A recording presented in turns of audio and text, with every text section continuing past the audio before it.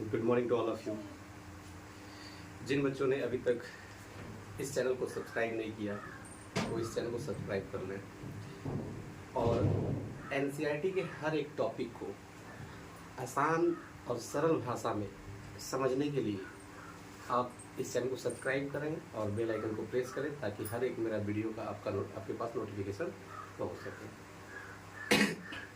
तो बच्चों, हम लोग आज first day class 10th physics का पहला चैप्टर लाइट को डिस्कस करेंगे। उसके कुछ बेसिक टर्म्स हैं उसको डिस्कस करेंगे कि ये बेसिक टर्म्स है क्या। मैं प्रयास करूंगा कि आपको एकदम आसान भाषा में, सरल भाषा में हर एक टॉपिक को समझा सकूं। तो अपने इस सेशन को स्टार्ट करते हैं। Class 10th physics chapter number first topic है हमारा लाइट। ठीक है, तो बच्चे जैसे कि हम लोग सब्जेक्ट फिजिक्स से हमारा चैप्टर फर्स्ट है क्लास 10th के लिए और टॉपिक हमारा है लाइट। बच्चों, लाइट चैप्टर का ही नाम है। उसमें दो सेक्शन है। एक सेक्शन में रिफ्रैक्शन पढ़ेंगे, दूसरे सेक्शन में रिफ्लेक्शन पढ़ेंगे। यानी पहला जो सेक्शन होगा उसमें रिफ्लेक्शन को डिस्कस किया जाएगा, दूसरे सेक्शन में हम लोग रिफ्रैक्शन को डिस्कस करेंगे। लेकिन इन दोनों सेक्शन को डिस्कस करने से पहले हम लाइट को समझेंगे कि वास्तव में लाइट है क्या। तो बच्चे, मैं बताना चाहूंगा कि लाइट एक एनर्जी है जो हमें किसी भी ऑब्जेक्ट को देखने में मदद करती है। यानी अगर इसको एक्सप्लेन करना और डिफाइन करना हो तो light is the form of energy which makes object visible. यानी लाइट एक प्रकार की वह ऊर्जा है, वह शक्ति है जो हमें किसी भी ऑब्जेक्ट को देखने में मदद करता है। हमारी आईज के अंदर एक ऐसा सेंसेशन क्रिएट करता है जिससे हम किसी ऑब्जेक्ट को देख पाते हैं। अगर यह लाइट ना हो तो हमारे सराउंडिंग में जो भी ऑब्जेक्ट हैं वह दिखाई नहीं देंगे। तो बच्चे, लाइट एक एनर्जी है और यह हमें ऑब्जेक्ट को देखने में मदद करती है। बस सीधी सी बात है। इसको समझना है कि लाइट क्या है, एनर्जी है।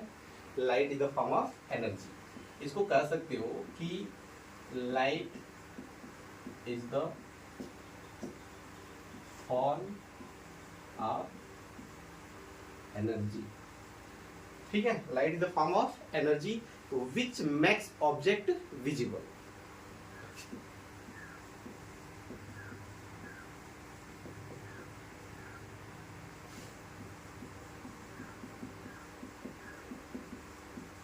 ठीक है, light is the form of energy which makes object visible. Light वह ऊर्जा है जो हमें किसी वस्तु को देखने के योग्य बना देती है, अर्थात हम उस वस्तु को देख पाते हैं। सपोज करिए कि आप एक अंधेरे कमरे में और आपका जो फिंगर है स्विच पे है और उस स्विच से उस कमरे के सारे बल्ब कंट्रोल किए गए हुए। जब आप स्विच को ऑन करते हैं तो उस कमरे में जो भी ऑब्जेक्ट है वो दिखाई देने लगते हैं। जैसे ही स्विच को ऑफ करते हैं तो उस कमरे के सारे ऑब्जेक्ट क्या होते हैं, इनविजिबल हो जाते हैं, अदृश्य हो जाते हैं, दिखाई नहीं देते हैं। अर्थात वह लाइट जो बल्ब से प्रोड्यूस हो रही है वह ऊर्जा हमें क्या कर रही है, आईज को सेंसेशन दे रही है, एक प्रकार की क्षमता उत्पन्न कर रही है जिससे हमें सारे ऑब्जेक्ट सराउंडिंग के दिखाई दे पा रहे हैं। ठीक है, क्लियर है कि लाइट क्या है। डेफिनेशन क्या हो जाएगा, light is the form of energy which makes object visible. ठीक है, उसके बाद से हम लोग पढ़ते हैं। हम लोग लाइट तो हम लोग समझ गए कि लाइट क्या है, एनर्जी है। अब ये लाइट के सोर्स क्या है, लाइट प्रोड्यूस कहां से होता है और कैसे प्रोड्यूस होता है। तो लाइट प्रोड्यूस जहां से होता है उसी को हम लोग कहते हैं सोर्स ऑफ लाइट। जिस भी ऑब्जेक्ट से लाइट प्रोड्यूस होगा उस ऑब्जेक्ट को हम क्या कहेंगे, सोर्स ऑफ लाइट कहेंगे। सीधी सी बात है। जहां से भी लाइट प्रोड्यूस होगा, चाहे वो एक कैंडल हो, चाहे वो एक बल्ब हो, चाहे कहीं एक चिराग जल रहा हो, चाहे वो सन की बात करें या स्टार की बात करें, जहां से भी लाइट प्रोड्यूस होगा उसी को हम सोर्स ऑफ लाइट कहेंगे। यह दो तरह के हो सकते हैं, या तो नेचर में पहले से ही एग्जिस्ट कर रहे हैं या किसी मनुष्य द्वारा, यानी मैन मेड हो अर्थात मनुष्य द्वारा बनाया गया, जो बहुत पहले से, या वो नेचर के द्वारा ही ऑलरेडी नेचर में ही एग्जिस्ट किया कर रहा हो तो नेचुरल सोर्स ऑफ लाइट होगा। जो मैन मेड हो, मनुष्य द्वारा निर्मित ऐसा कोई उपकरण जो प्रकाश उत्पन्न कर रहा हो, लाइट को प्रोड्यूस कर रहा हो, उसे हम क्या कहेंगे, आर्टिफिशियल सोर्स ऑफ लाइट। ठीक है, क्लियर है।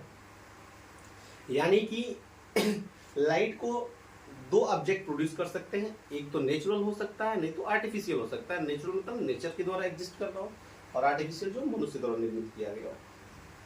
तो नेचुरल सोर्स ऑफ लाइट में क्या आ जाएंगे, सन आ जाएगा, स्टार्स आ जाएंगे, ठीक है। उसके अलावा एक कीड़ा होता है, इंसेक्ट है, जिसका नाम फायर फ्लाई है। बरसात के दिनों में अधिकांश वो दिखाई देते हैं। जब वो उड़ते हैं तो उनके जो पीछे वाला पोर्शन होता है वहां से लाइट प्रोड्यूस होती है, अर्थात उनके अंदर ऐसा कुछ केमिकल रिएक्शन होता है जिससे वो लाइट प्रोड्यूस करते हैं। तो फायर फ्लाई, जिसको हम लोग जुगनू के नाम से भी जानते हैं, वह भी हमारा नेचुरल सोर्स ऑफ लाइट में ही आता है। अर्थात हम नेचुरल सोर्स ऑफ लाइट की बात करें तो सन आ जाएगा, स्टार्स, जितने भी स्टार्स हैं सब आ जाएंगे। उसके बाद से हमने एक इंसेक्ट का नाम भी रखा, जुगनू या फायर फ्लाई कह सकते हो, ठीक है। अब देखते हैं ना कि ये आर्टिफिशियल क्या होता है।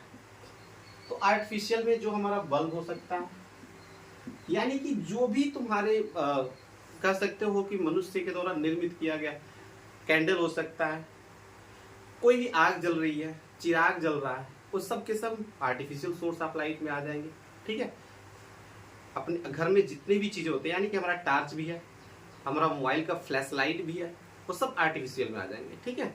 यानी कि जो सोर्स ऑफ लाइट, ऐसा कुछ सोर्स ऑफ लाइट हो जो मनुष्य के द्वारा बनाया गया हो, जो मनुष्य द्वारा बनाए गए उपकरण से प्रकाश उत्पन्न करता हो, वो हमारा आर्टिफिशियल हो जाएगा, ठीक है। उसके बाद से हम लाइट को समझ लेते हैं कि लाइट क्या है। उसके बाद से ये कहाँ से प्रोड्यूस होता है, तो नेचर के द्वारा भी ये उत्पन्न किया जा सकता है, और मनुष्य यानी खुद इसको अपने उपयोग, अपनी आवश्यकताओं के अनुसार इसका उपयोग कर रहा है उपकरणों को बनाकर। ऑप्टिकल ऑब्जेक्ट क्या होते हैं, यानी प्रकाश जो है, लाइट किस किस ऑब्जेक्ट से किस तरह से गमन करती है, किस तरह से पास आउट होती है, उसके अकॉर्डिंग लाइट के 3 ऑब्जेक्ट बनाए गए। इनको हम ऑप्टिकल, लाइट जिनसे होकर के पास हो सकती है, नहीं हो सकती है, उनके आधार पर ऑब्जेक्ट को 3 कैटेगरी में डिवाइड किया गया। पहला कैटेगरी जो होता है हमारा ट्रांसपेरेंट होता है, यानी कि लाइट जिस भी मीडियम से, जिस ऑब्जेक्ट से पूरी तरह से पास आउट हो जाए, यानी कि लाइट को कह सकते हैं जिस ऑब्जेक्ट से 100% पास आउट हो गया, वो हमारा ट्रांसपेरेंट होगा।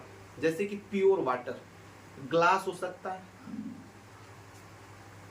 एयर हो सकता है, यानी प्योर क्लियर वाटर, एयर और ग्लास, ये हमारे ट्रांसपेरेंट मटेरियल या ट्रांसपेरेंट ऑब्जेक्ट के एग्जांपल है, क्योंकि इनसे लाइट 100% पास हो सकती है। यानी कोई भी ऐसा मीडियम जिससे लाइट क्या और ये 100% पास आउट हो जा रही है, उसको हम लोग क्या कहेंगे, ट्रांसपेरेंट कहेंगे। और दूसरी बात यह है कि जिनसे लाइट पूरी तरह से पास आउट नहीं होती, पार्शियली पास आउट होती है, आंशिक रूप से पास आउट होती है, लाइट का कुछ ही भाग उस मीडियम से आर पार हो पाता है, और कुछ भाग जो होता है वो टकरा के लौट जाता है, रिफ्लेक्ट हो जाता है। तो उस मटेरियल को हम लोग क्या कहेंगे, ट्रांसलूसेंट कहेंगे। ट्रांसलूसेंट का मतलब क्या होता है, जिसमें लाइट का आंशिक भाग ही पास आउट हो सकता है। जैसे डर्टी वाटर, किसी तालाब का पानी बहुत ही गंदा दिखाई दे रहा है, तो उसमें जो रहने वाली मछलियां हैं नीचे की सतह पर चली जाएंगी तो दिखाई नहीं देती हैं, लेकिन जैसे ही वो ऊपर आती वह दिखाई देने लगती है। अर्थात ऊपर ही लाइट अंदर तक नहीं जा पा रहा है, थोड़ा सा अंदर तक लाइट जा रहा है, उसके नीचे नहीं जा पा रहा है। रबिंग ग्लास, यानी कोई ग्लास है, उसको आपको बढ़िया से उसमें आर पार दिखाई दे रहा है, लेकिन जैसे ही आप क्या करोगे, उसको थोड़ा रगड़ दोगे, घिस दोगे किसी सरफेस से, खुरदरी सतह से रगड़ दोगे, तो खुरदरी सतह से रगड़ने के बाद से क्या दिखाई देगा कि जब उसके बाद रगड़ने के बाद, यानी रबिंग करने के बाद जब उस ग्लास में देखते हैं, तो उस ग्लास से क्या होता है कि धुंधला दिखाई देने लगता है। अर्थात वो क्या रहा है, वो ये रहा है कि लाइट क्या, और ये पूरी तरह से पास आउट नहीं हो पा रही है, रिफ्लेक्ट हो जा रही है, थोड़ा सा लाइट पास आउट हो रही है, इसीलिए हमें क्या दिखाई दे रहा है, धुंधला दिखाई दे रहा है। कभी कभी ऐसा आता है कि जो हम लोग गॉगल पहनते हैं, जो चश्मा पहनते हैं, हमारे घर में जो बुजुर्ग लोग हैं उनकी आंखों में कोई डिफेक्ट है, तो वो लोग चश्मे का यूज करते हैं, उसमें लेंस लगा होता है, लंबे समय तक वो चश्मे का उपयोग करते करते चश्मा घिस जाता है, उसके बाद उस चश्मे से धुंधला दिखाई देने लगता है। अर्थात लाइट पूरी तरह से पास आउट नहीं हो रही है, क्लियर नहीं है वो ग्लास, अब उसमें फ्रिक्शन की वजह से उसमें स्क्रैच आ गया हुआ है। तो हम कह सकते हैं रबिंग ग्लास में पूरी तरह से लाइट पास आउट नहीं होती है, यानी जिस भी ग्लास में स्क्रैच आ गया उसमें लाइट 100% पास आउट नहीं होती है। तो वह हम ऑब्जेक्ट जिसमें 100% लाइट लाइट पास आउट नहीं होगी उसे हम ट्रांसलूसेंट ऑब्जेक्ट कहेंगे। क्लियर है? एक और एग्जांपल लेते हैं ट्रांसलूसेंट का। जैसे आप लोग पेपर देख रहे हो, पेपर में दिखाई दे रहा है, नहीं दिखाई दे रहा है, लेकिन जैसे उस पे सरफेस पे थोड़ा सा ऑयल लगा, ऑयल लगने के बाद से क्या होता है, हल्का हल्का हमको दिखाई देना शुरू हो जाता है। अर्थात उसमें भी लाइट अब हल्का हल्का पास आउट होने लगी। पहले नहीं पास आउट हो रही थी, लेकिन जैसे ऑयल लगा उस पे तो लाइट हल्की सी पास आउट होने लगी। अर्थात हमारा ऑयली पेपर भी क्या है, ट्रांसलूसेंट की कैटेगरी में आता है। तीसरी कैटेगरी आती है ऑप्टिकल ऑब्जेक्ट की, हमारा ऑब्क्यू। ऑब्क्यू क्या होता है? तो ऑब्क्यू एक ऐसा मटेरियल है जिसमें लाइट बिल्कुल पास आउट नहीं होती है। यानी ऑब्क्यू मटेरियल की जब भी बात की जाएगी तो दिमाग में यह रहना चाहिए कि एक ऐसा मटेरियल जिसमें लाइट बिल्कुल पास आउट नहीं होगी तो उसे हम ऑब्क्यू मटेरियल कहेंगे। ठीक है? यानी ऑप्टिकल ऑब्जेक्ट को 3 कैटेगरी में बांटा गया। पहला ट्रांसपेरेंट जिसमें 100% लाइट पास आउट होगी, दूसरा ट्रांसलूसेंट जिसमें पार्शियली लाइट पास आउट होगी, और तीसरा ऑब्क्यू मटेरियल जिसमें बिल्कुल लाइट पास आउट नहीं होगी, जैसे हम लोग हो गए, एनिमल्स हो गया, दीवार हो गई, इसमें लाइट पास आउट नहीं होगी। हमारे शरीर के आर पार कोई नहीं देख सकता है, दीवार के आर पार कोई नहीं देख सकता है, जानवरों के शरीर के आर पार कोई नहीं देख सकता है। तो ये सब के सब ऑब्क्यू है जिससे लाइट पास आउट नहीं होती, इनके आर पार दिखाई नहीं देता है। ठीक है? इस लाइट इसी क्रम में हम लोग आगे पढ़ेंगे। 2 टर्म आ जाते हैं, लुमिनस और नॉन लुमिनस। क्या होते हैं लुमिनस में? यानी हम लोग सोर्स ऑफ लाइट पढ़े नेचुरल और आर्टिफिशियल। अब यहाँ नेचुरल और आर्टिफिशियल से मतलब नहीं है, जो भी लाइट प्रोड्यूस करेगा चाहे वो नेचुरल हो या आर्टिफिशियल हो वह लुमिनस कहलाएगा। बात समझ में आ रही? यानी कि जो भी ऑब्जेक्ट है चाहे वो नेचुरल हो चाहे वो आर्टिफिशियल हो, अगर वह क्या कर रहा है, लाइट प्रोड्यूस कर रहा है तो उसे हम लुमिनस कहेंगे। सीधी सी बात है। और जो लाइट प्रोड्यूस नहीं कर रहा है वो क्या कहलाएगा, नॉन लुमिनस कहलाएगा। लुमिनस में क्या आ जाएगा, सन आ गया, स्टार्स आ गए, बल्ब आ गया, कैंडल आ गया, जितनी भी चीजें जो लाइट प्रोड्यूस कर रही है, घर में जो भी चीजें हैं, टार्च है, बल्ब, जो दिखाई दे रहा है वो सब लुमिनस में आएंगे। ठीक है? नॉन लुमिनस में क्या आएगा, जो बिल्कुल लाइट प्रोड्यूस नहीं कर रहा है, जैसे एनिमल्स हैं, ह्यूमन बींग्स हैं, नॉन लिविंग थिंग्स हैं, जितनी भी चीजें दिखाई दे रही है वो सब हमारी क्या है, नॉन लुमिनस है, जो लाइट प्रोड्यूस नहीं कर पा रही है। नॉन लुमिनस ऑब्जेक्ट जो होती है कभी कभी चमकती हैं, लाइट रिफ्लेक्ट होता है इनसे तो ये चमकती हुई दिखाई देती है। जैसे हमारा मून है, कभी कभी ये मिथ्या रहती है कि मून के पास लाइट है, मून हम लोग कहते हैं ना ऐसे चांदनी रात, ये चांद की द्वारा प्रकाश उत्पन्न हो रहा है, हम लोग कहते हैं ना चांद है तो पूरा उजाला छाया हुआ है, वो चांद की लाइट नहीं है। जरा दरअसल बात यह है ना कि सनलाइट जब मून पे पड़ती है तो मून से लाइट टकरा करके फिर से अर्थ पे आती है तो अर्थ पे उजाला हो जाता है। तो मून हमारा किस में आएगा, नॉन लुमिनस ऑब्जेक्ट है, उसका खुद का लाइट नहीं है। जो भी ऑब्जेक्ट अपना सेल्फ लाइट इमिट करते हैं उन्हीं को हम लुमिनस कहेंगे। अदरवाइज उन सभी ऑब्जेक्ट को हम नॉन लुमिनस की कैटेगरी में रखेंगे जिनका सेल्फ लाइट नहीं होता है, वो लाइट को इमिट नहीं करते हैं, बल्कि लुमिनस ऑब्जेक्ट के लाइट पड़ने से वो रिफ्लेक्ट लाइट को रिफ्लेक्ट करके चमकने लगते हैं। ठीक है? तो ये हमारा लुमिनस और नॉन लुमिनस हो गया। उसके बाद से मेन टॉपिक जो हमारा है एग्जाम में, जहां से एग्जाम ओरिएंटेड क्वेश्चन जहां से आते हैं, यानी कि जहां से क्वेश्चन पूछे जाते हैं, ये तो बेसिक चीजें है कि लाइट क्या है, लाइट प्रोड्यूस कहाँ से होता है, तो सोर्स ऑफ लाइट से। सोर्स ऑफ लाइट 2 होते हैं, आर्टिफिशियल और नेचुरल। उसके बाद से ये ऑब्जेक्ट जहां से लाइट पास आउट कर सकती है या नहीं कर सकती है, इनको 3 कैटेगरी बना दिया गया। चलो, एक लाइट पास करेगी ट्रांसपेरेंट हो गया, हल्का सा पास करेगी ट्रांसलूसेंट हो गया, जिसमें बिल्कुल पास नहीं करेगी ऑब्क्यू हो गया। और धरती पे कौन कौन से ऑब्जेक्ट हैं जो लाइट प्रोड्यूस करते हैं और कौन कौन से ऑब्जेक्ट हैं जो लाइट नहीं प्रोड्यूस करते हैं। तो जो लाइट प्रोड्यूस करते हैं उनको लुमिनस, जो नहीं करते हैं उनको नॉन लुमिनस, चाहे वो आर्टिफिशियल हो चाहे वो नेचुरल हो। ठीक है? अब मेन टॉपिक जो होता है ना कि प्रॉपर्टीज ऑफ लाइट क्या होती है, इसकी प्रॉपर्टीज क्या होती है। तो पहले मैं ये बताना चाहूंगा कि लाइट जो है वह एक वहां से फोटॉन्स के फॉर्म में आ रहा है, एक वेव की फॉर्म में आ रहा है। यानी सन से जो लाइट आ रही है, सन से जो लाइट आ रही है, उस लाइट को हम कहते क्या है, पहले तो ये जान लेते हैं। इस लाइट को हम लोग क्या कहते हैं, व्हाइट लाइट कहते हैं। सन से जो लाइट आती है उसको हम लोग क्या करते हैं, व्हाइट लाइट करते हैं। वहां से लाइट जो होती है 3 × 10⁸ मीटर पर सेकेंड की स्पीड में अर्थ पे आ रही है। अर्थ पे आने में इसको जो है 8 मिनट 20 सेकेंड लगता है। और ये सन जो है ये है क्या, जो जलता हुआ आग का गोला दिखाई दे रहा है ये सब, ये है क्या, ये है प्लाज्मा। ठीक है, सन जो है, हम लाइट की बात कर रहे हैं, हम लोग इस चैप्टर में केवल सनलाइट की ही बात करेंगे। सनलाइट के द्वारा जितनी भी नेचुरल फिनोमेना है उनको भी एक्सप्लेन करेंगे। आगे वाले चैप्टर में भी इसका डिस्कशन किया जाएगा, human eyes and colourful world में। तो सनलाइट को पहले समझते हैं। सनलाइट को व्हाइट लाइट कहा गया है। सनलाइट ये प्रोड्यूस कैसे करता है, तो हम लोग जानते हैं कि 9th में पढ़े हुए हैं कि सॉलिड है, सॉलिड को हीट करेंगे ये लिक्विड बन जाएगा, लिक्विड को हीट करेंगे ये गैस बन जाएगा, और गैस को हीट करेंगे तो क्या बन जाएगा, प्लाज्मा बन जाएगा। ठीक है, तो सन क्या है, ये प्लाज्मा ही तो है।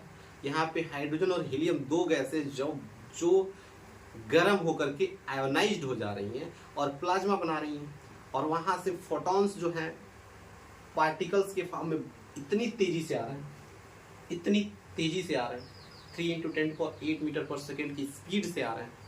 तो ये पार्टिकल्स के फॉर्म में आ रहे हैं, स्पीड इतनी ज्यादा है कि उस पार्टिकल्स को वेव नेचर भी शो करने लग रहा है। तो लाइट पार्टिकल के फॉर्म में भी ट्रेवल कर रही है और वेव के फॉर्म में भी ट्रेवल कर रही है। तो इसीलिए इसे मतभेद था कि लाइट पार्टिकल्स के फॉर्म में आती है कि वेव के फॉर्म में आती है। बाद में वैज्ञानिकों ने डिस्कस करके निष्कर्ष निकाला कि लाइट जो है वो दोनों फॉर्म में ट्रेवल करती है। लाइट के फॉर्म में भी ट्रेवल करती, पार्टिकल के फॉर्म में भी ट्रेवल करती है और वेव के फॉर्म में भी ट्रेवल करती है। तो लाइट जो होता है बच्चे ना, याद रखना, ये ड्यूल नेचर शो करता है। ड्यूल नेचर, ड्यूल नेचर में क्या आ जाएगा, वेव एंड पार्टिकल, यानी लाइट जो होता है ड्यूल नेचर शो करता है, वेव एंड पार्टिकल। ठीक है, उसके बाद से जो होता है ना, लाइट हमेशा स्ट्रेट लाइन मोशन करती है। याद रखना, लाइट जो होती है ना हमेशा स्ट्रेट लाइन में ट्रेवल करती है। Light always travel in a straight line. दूसरी बात नेक्स्ट जो है कि लाइट जो होती है स्ट्रेट लाइन में ट्रेवल कर रही है, लेकिन वहां से ये सन से अर्थ पर आ कैसे जा रही है, क्योंकि अर्थ का तो एक अपना इन्वायरमेंट है, लेकिन इसके और इसके बीच में क्या है, वैक्यूम है। वैक्यूम है, ठीक है। तो वैक्यूम में कुछ ही चीजें ट्रेवल कर पाती हैं, कुछ भी, जैसे वेव है ना, सनलाइट क्या है, वेव के फॉर्म में आ रही है, और सारी वेव वैक्यूम में ट्रेवल नहीं कर पाती हैं। जैसे हम लोग जानते हैं कि अगर हम लोग चांद पे गए, वहां पे कोई मीडियम नहीं है, तो वहां पर बात करने के लिए हम लोग बात करेंगे, हमारी आवाज एक दूसरे व्यक्ति तक नहीं जाएगी, सुनाई नहीं देगा। ठीक है, यानी कि कह सकते हैं कि अगर हम मून पे हैं या स्पेस में कहीं अंतरिक्ष में चले गए, अगर ऐसे नॉर्मली खड़ा होकर के बात करना चाहे तो क्या हमारी साउंड दूसरे तक जाएगी? बिल्कुल नहीं जाएगी, क्योंकि साउंड भी वेव के फॉर्म में जा रही है। लेकिन वही लाइट भी तो वेव के फॉर्म में आ रही है, तो लाइट कैसे चली आ रही है? यह क्वेश्चन एक अराइज हो रहा है हमारे माइंड में, यह क्वेश्चन एक प्रोड्यूस हो रहा है, क्रिएट हो रहा है कि लाइट वेव है, साउंड भी वेव है, लाइट वैक्यूम में आ रही है, ट्रेवल कर रही है, और साउंड वैक्यूम में ट्रेवल नहीं कर पा रहा है। रीजन क्या है इसका? तो रीजन सीधी सी बात है ना कि वेव्स दो तरह की होती हैं, एक मैकेनिकल वेव होती है और एक जो होती है इलेक्ट्रोमैग्नेटिक वेव होती है। यानी कि जो वेव के फॉर्म में आ रहा है, ये चीजें नोटिस करने वाली है। वेव जो होता है बच्चे, यह दो तरह का होता है, एक होता है इलेक्ट्रो मैग्नेटिक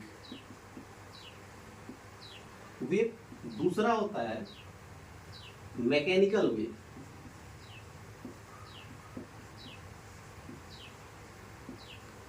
ठीक है बच्चों, एक होता है इलेक्ट्रोमैग्नेटिक वेव, एक होता है मैकेनिकल वेव। तो मैं कह रहा था कि साउंड जो है वह वैक्यूम में ट्रेवल नहीं कर पा रहा है, लेकिन लाइट तो सन से अर्थ पे आ रही है, सन और अर्थ के बीच में वैक्यूम है, अर्थात ये साउंड और लाइट दोनों वेव जो है ना बिल्कुल अलग अलग है, तभी तो ऐसा हो पा रहा है। तो याद रखना कि जो हमारा लाइट है वह इलेक्ट्रोमैग्नेटिक वेव के फॉर्म में ट्रेवल करता है, इलेक्ट्रोमैग्नेटिक वेव, इलेक्ट्रोमैग्नेटिक वेव के फॉर्म में ट्रेवल करता है। और मैं ये बता दूं कि इलेक्ट्रोमैग्नेटिक वेव एक ऐसा वेव है जिसको वन पॉइंट से अनदर पॉइंट तक ट्रेवल करने के लिए किसी मीडियम की रिक्वायरमेंट नहीं होती है, अर्थात वो वैक्यूम में ट्रेवल कर सकता है। लेकिन हमारी साउंड जो है इसको one point two another point travel करने के लिए क्या चाहिए, मीडियम चाहिए। Without any medium sound can not travel from one point two another point, but in case of light, light travel from one point to another point without any medium because it is travel in the form of electromagnetic wave। ठीक है, अब देखेंगे बच्चे ना कि हमारी properties जो है लाइट की प्रॉपर्टीज है, याद रखेंगे लाइट जो होता है व्हाइट लाइट, सनलाइट को व्हाइट लाइट कहा गया है, इसकी स्पीड उतनी होती है, अर्थ पर आने में इसको 8 मिनट 20 सेकेंड लगते हैं। यह ड्यूल नेचर शो करता है, यानी कि वेव के फॉर्म में भी चलता है और पार्टिकल के फॉर्म में भी चलता है, क्योंकि वहाँ फोटॉन्स आ रहे हैं, फोटॉन्स पार्टिकल है, स्पीड ज्यादा होने की वजह से वो वेव का नेचर शो करने लगते हैं। Light always travel in straight line, हमेशा याद रखना लाइट हमेशा सीधी रेखा में गति करती है, अर्थात light always travel in straight line. यह इलेक्ट्रोमैग्नेटिक वेव के फॉर्म में ट्रेवल कर रहा है, अर्थात लाइट को ट्रेवल करने के लिए किसी मीडियम की रिक्वायरमेंट नहीं होती है। ठीक है, इसमें अगला जो हो जाएगा कि जो लाइट है वह व्हाइट लाइट क्यों कहा गया है, तो लाइट को यानी सनलाइट को व्हाइट लाइट क्यों कहा गया है। सनलाइट को व्हाइट लाइट कहने का रीजन ये है कि वो 7 रंगों से मिलकर बना हुआ है, 7 कंपोनेंट से मिलकर के बना हुआ है। इन 7 कंपोनेंट को हम लोग क्या करते हैं, विब्यूर करते हैं। याद रखेंगे, आगे चल के इसको डिस्कस किया जाएगा। वायलेट है, Indigo, blue, green, yellow, orange और रेड। ठीक है, क्लियर है। तो बच्चे ये रहा छोटा सा एक लाइट का सेशन जिसमें हम लोग लाइट के बारे में जाने, थोड़ा सा जाने। अभी हम लोग इसके बारे में और सारी चीजें जानेंगे, लाइट का रिफ्लेक्शन कैसे होता है, हमारे सामने जो ऑब्जेक्ट है उसका इमेज कैसे बनता है, लाइट जो होती है रिफ्लेक्ट कैसे होती है, एंगल ऑफ इंसिडेंट कैसे आता है, एंगल ऑफ रिफ्लेक्शन कैसा बनता है, ये सारी चीजें हम लोग डिस्कस करेंगे। और इन सभी चीजों को समराइज करके पूरा का पूरा एक चैप्टर को कंप्लीट करेंगे, छोटे छोटे टॉपिक को डिस्कस करते हुए, और कोई ऐसा टॉपिक नहीं जाए